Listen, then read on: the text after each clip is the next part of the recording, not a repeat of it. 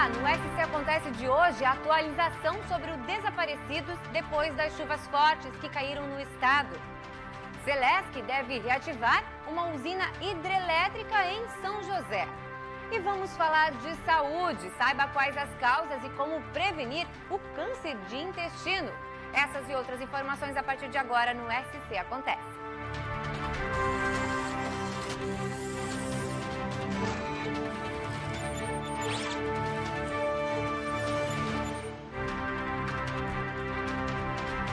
Olá, muito boa tarde para você. Olha só, a Defesa Civil do Estado contabilizou um último boletim aí com 230 desalojados e outros 40 desabrigados por causa das fortes chuvas que atingiram Santa Catarina. E a cidade de Rodeio, no Médio Vale, tem as buscas ainda por desaparecidos que continuam por lá e a repórter Júlia Matos traz mais informações. Olá, Grazi. A Defesa Civil divulgou balanço e pelo menos 21 cidades foram prejudicadas por conta das chuvas. Alguns locais registraram deslizamentos de terra e outros o destelhamento de várias casas. O foco maior do governo do estado até agora tem sido o município de Rodeio, o local mais impactado até o momento. Ainda ontem, o Arcanjo resgatou vítimas que estavam ilhadas por causa dos alagamentos na cidade. Foram confirmados 4 óbitos. Um deles agora há pouco, por volta das 11 horas da manhã. Mas uma criança de 1 ano e meio segue desaparecida. Agora, 8 frentes estão trabalhando no local, entre bombeiros e voluntários, equipes de limpeza para retirada de entulhos e defesa civil. 5 pessoas ainda estão nos abrigos. São pelo menos 150 desalojados. O local, Grazi, ainda tem a entrada interditada para caminhões pesados para poder facilitar o trabalho das máquinas. Volto com você no estúdio.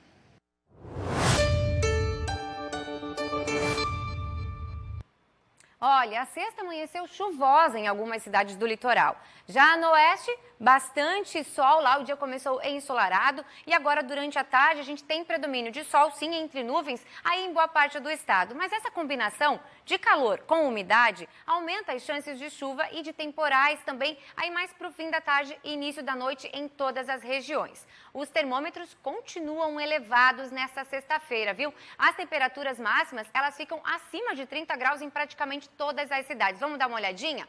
Em Joinville temos máximas de 33 graus, em Blumenau de 30, Florianópolis 32, Criciúma também 32, em Urubici na Serra 30 graus, gente. Lá em Chapecó, no oeste, 33 graus. E o fim de semana vai ser quente e abafado também. É isso que nos mostram os dados aí da meteorologia, da IPAGRE e também da Defesa Civil. Apesar da presença do sol entre nuvens, o fim do dia de sábado deve ser semelhante a hoje, com pancadas de chuva isolado e risco de temporais, viu? Situação causada aí por uma frente fria que vem aí para Santa Catarina. Já o domingo continua com sol e céu encoberto, com possibilidade de chuva a qualquer hora do dia.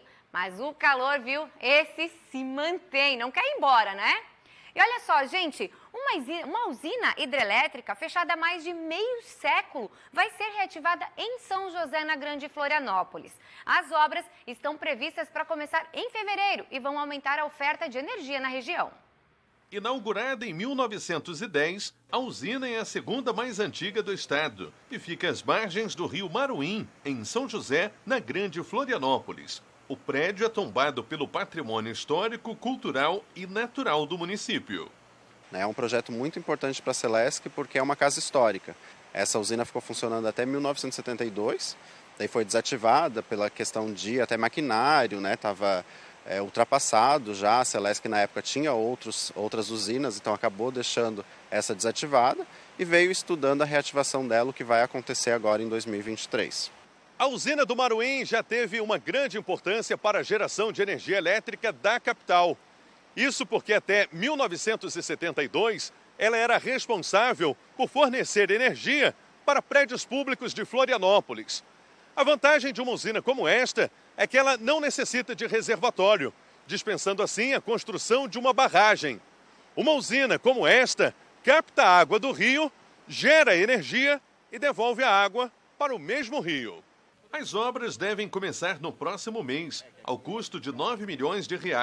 Está prevista a troca de todo o maquinário original, que vai contar com tecnologia totalmente catarinense. A usina vai ter capacidade de gerar energia suficiente para abastecer 2.000 residências. Como ela está aqui mais próximo de São José, ela acaba, vamos dizer, essa energia chegando primeiro nessas casas, né, que vai reforçar o sistema aqui de Santa Catarina. Né? Então é mais segurança para o sistema do estado de geração de energia. O local, que é de grande importância histórica e cultural, também vai poder ser visitado por estudantes e moradores. A ideia é resgatar um pouco da memória, com equipamentos originais colocados para exposição, em um espaço que reflete a história da usina do Maruim e de Santa Catarina. A gente tem projeto de ainda esse ano fazer o que a gente chama de Celesc Portas Abertas, que é receber a comunidade. A gente já fez alguns, não aqui na Maruim, mas em outras usinas nossas, que é abrir, colocar estandes de artesanato da região aqui, né, chamar a comunidade para conhecer o prédio. E também aproveitar esse maquinário que está dentro hoje do prédio para fazer exposição, né? Talvez fazer um museu aqui mesmo no terreno, né? Com esse maquinário que está aqui dentro.